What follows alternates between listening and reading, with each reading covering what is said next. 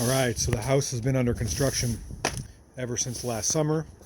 I've done a couple of videos on what we're doing to the house, but I had to clean out the garage to make room for all the stuff we're doing. And one of the things that had to move out of the garage was this old Motopecan. And I feel bad now because it's now winter time and I don't want this thing to rust. It's starting to sink into the dust and dirt. Even though it's sort of protected back here, I don't want it to deteriorate. The tire's still got air in it. So let's pull this thing out and maybe we can fire it up and take it for a drive. It's really nice today. Let's get it uncovered and out of here. Poor thing.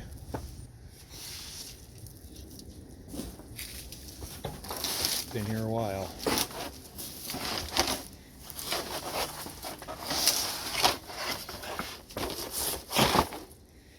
Has snow, one of the kids' snow toys, like the sleds on top of it. Keep it protected.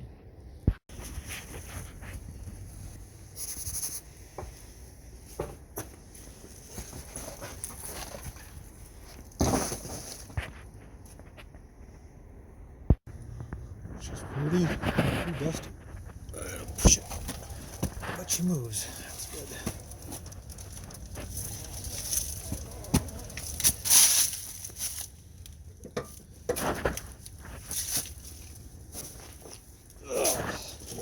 Okay. Whew. Okay, we got her out. It's been buried back here for a while. There she is, got her out in the sun. It's a pretty rare bike. Only a few are known to exist here in the United States. Whoops, my shadow is like right in the way. Let's see if we can get her going.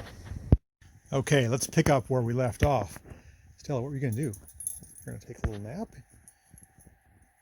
We're going to work on the old French scooter. Kind of got delayed on that. So between the garage being remodeled and stuff shifting all around and remodeling our basement, which now has big huge holes in the driveway, the scooter that I pulled out from alongside the house made it from alongside the house to wedged in the garage. So let's get that scooter out, the old Motopecan 1959 AV88. I'd like to fire that thing up. I think it will fire up, but I don't know. So all this other stuff's kind of got to get out of the way, and we'll get it out. Maybe we'll take it for a drive. Let's get going. Oh boy. Okay, so we've extricated our 1959 Mobilette AV88. It's not looking so good. It is getting rusty. I'm really glad I saved it from my side yard when I did.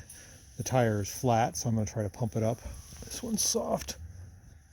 And this one probably needs some help too, but I got to go through and polish this thing because I'm afraid it's going to rust before my eyes. But let's at least get the tires pumped up and see what she'll do. Okay, let's see if I can do this. Got like 0 pounds in it.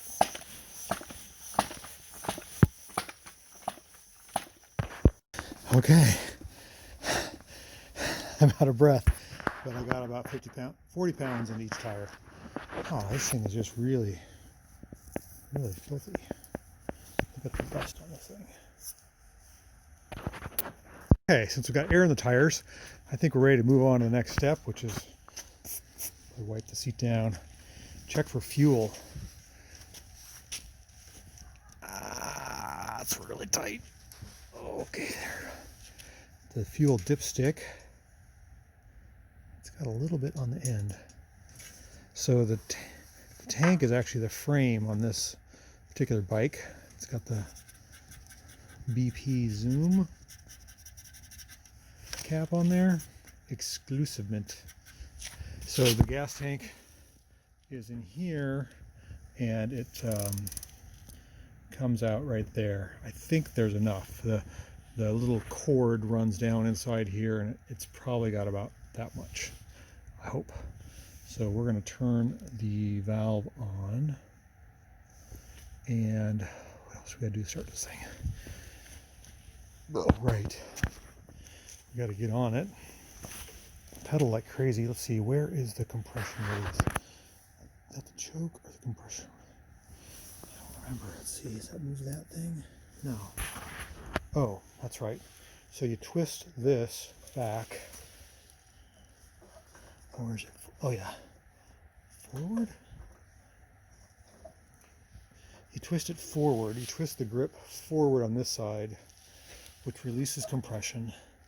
And at the same time, you have to hold the choke here, which is an enrichment, and pedal like crazy. I think I'm going to see if I can get some help. You can watch me start this thing from a cold start, a couple years, but I can't hold on to the camera. Hold on. Okay, so we're getting ready to start up the old Mobilette AV88 from 1959, and I'm going to hand the camera off to my helper here. Just hold it there, and I'm going to go ahead and start it. First of all, we got the puppy dog. She needs some pet. Second of all, we got to get on the bike. You can come a little closer. Show you what I'm going to do. So first of all, I'm going to get on the bike. I'm going to rotate the throttle to the compression release. You can watch it move that little lever down there. I'm going to rotate it forward, and then I'm going to hold my left hand on the choke here, and then I'm going to pedal like crazy. You can stand back and see it starts.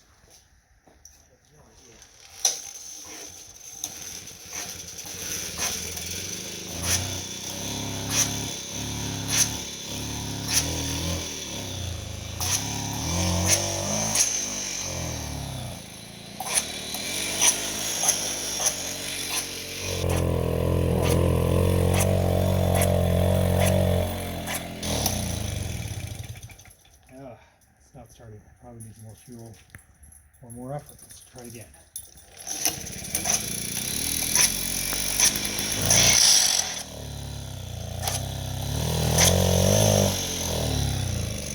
It tried to go. Let's try it one more time. Ready?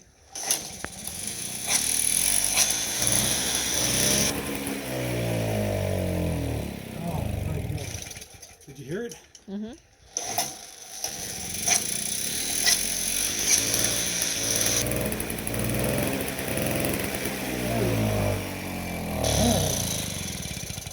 Let's try again.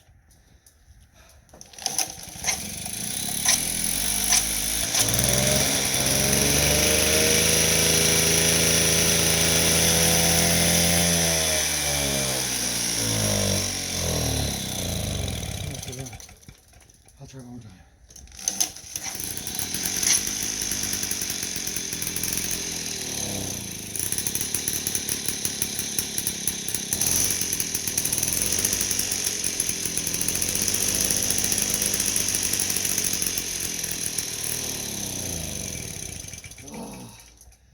One more time.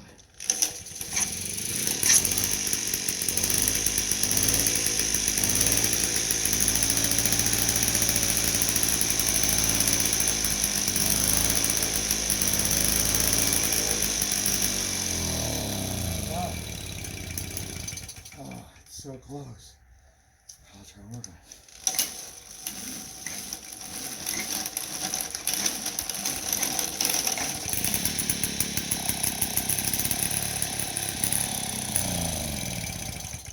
I think I'm going to have to find some more fuel. All right, I'm totally out of breath, but we did get her to click over. I think she needs some clean gas or some better fuel. I'm going to work on that a little bit. Almost.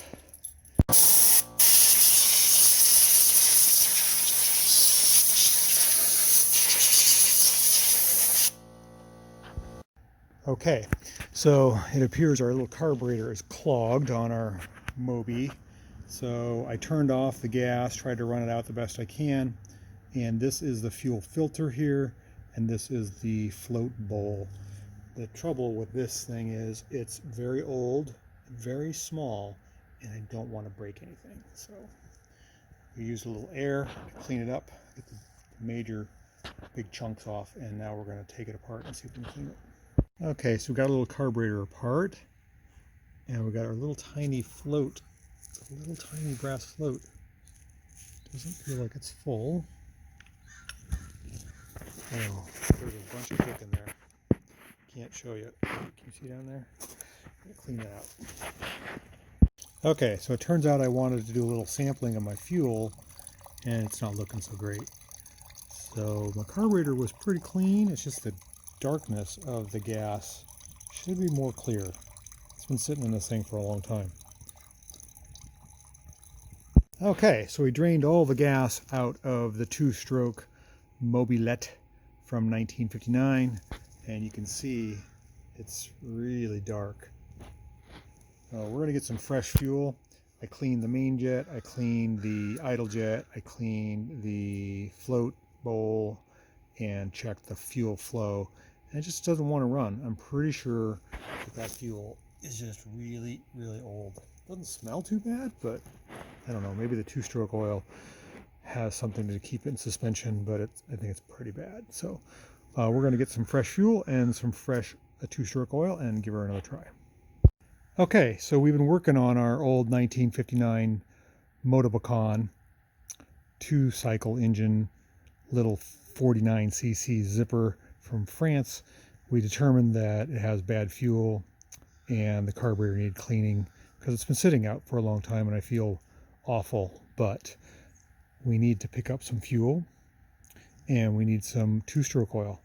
So looking around here, what would be the most ecologically, environmentally friendly way to go purchase some fuel and oil for our very non-environmentally friendly two-stroke bike? We could take the fat bike, we could take the electric assisted bicycle, we could take a cruiser or maybe a beach cruiser, one of those cruisers. We even have the option to take an electric scooter or various bicycles of any type, or we could keep with the two-stroke theme and take this 1969 Subaru 360 360cc two-cycle car.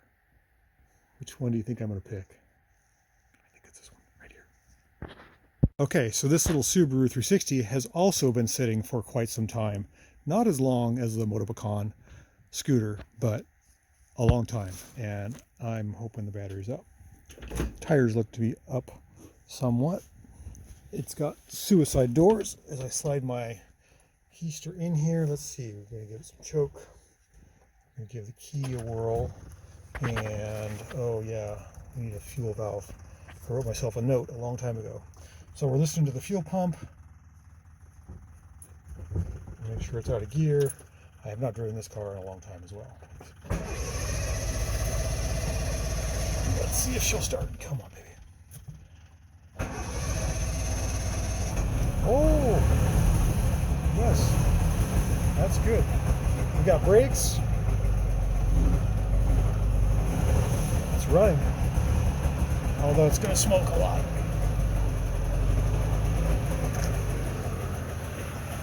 Oh yeah, that's what she does. Okay, let's warm this thing up and get some fuel and oil to make some more smoke, huh? Wow, I hope my neighbor doesn't call the fire department. Okay, this thing hasn't been out in a while. It's a little smoky, but it's starting to clear up. Let's go take it for a drive. All right, little Subi's running good. It's finally cleared out a little bit.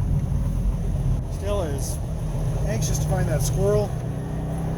That car is wrecked. We got to find some two-stroke oil now. It's around here someplace. There's a parts store. Find it. Found the parts store. I'm hoping they have two-stroke oil at O'Reilly's. They say if you don't turn around and look at your car when you walk away, that you really shouldn't be driving what you're driving because you don't care about it, right? We're looking at, oh, I left the keys in the ignition. Silly me. Okay, now we can look at our car as we're walking up to it, and who's in the back? You looking away from me? That's so funny. Okay. We got our two-cycle oil. Alright, so we're out driving the little Subaru 360. And I live in a neighborhood where there's lots of restaurants and shops.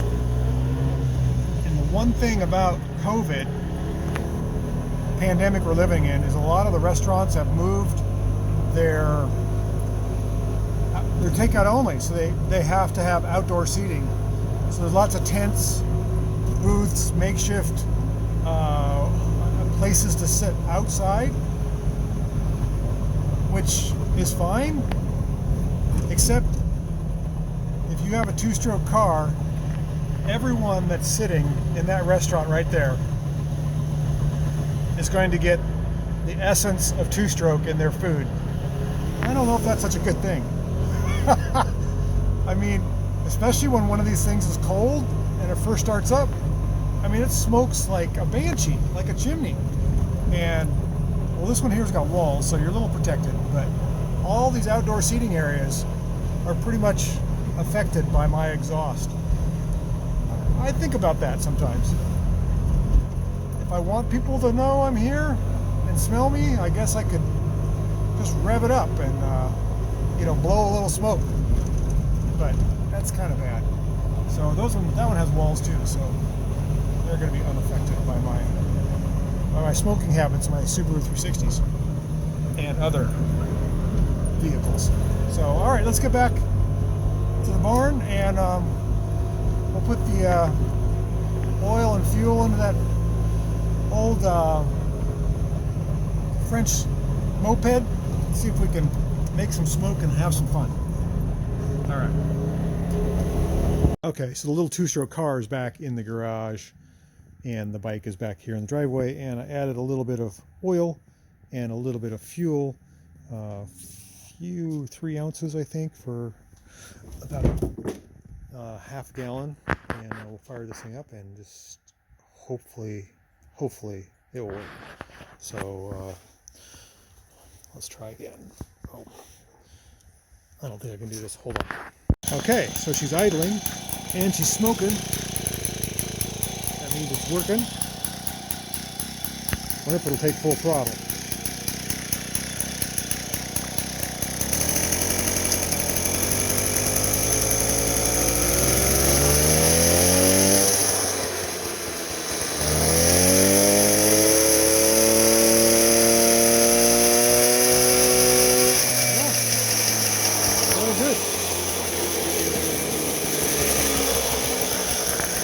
I think it's time for a ride.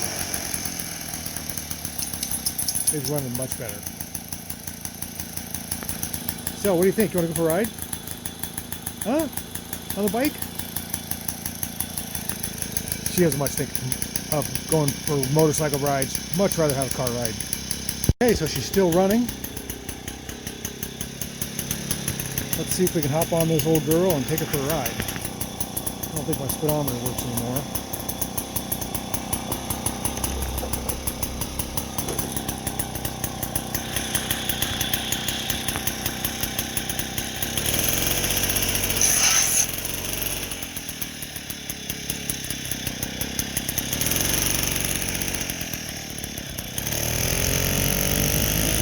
Go.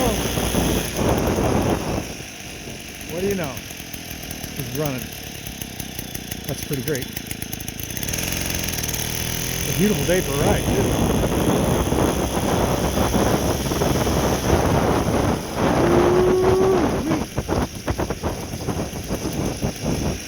That's super.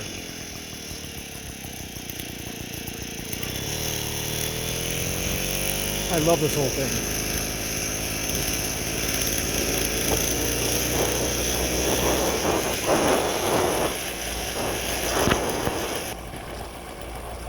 Okay, well, she was running great for about 10 minutes, and then all of a sudden lost fuel somehow. Something got plugged up. So we're pushing her home. We're almost there. It was fun while it lasted. Figure out what's going on with this thing. Darn old thing. I think she plugged up somehow. And as I'm pushing this thing in my driveway, my trusty dog, who couldn't go for a ride, is now just waiting for me. Are you waiting for me? No. Giving up on me. Oh, what a day.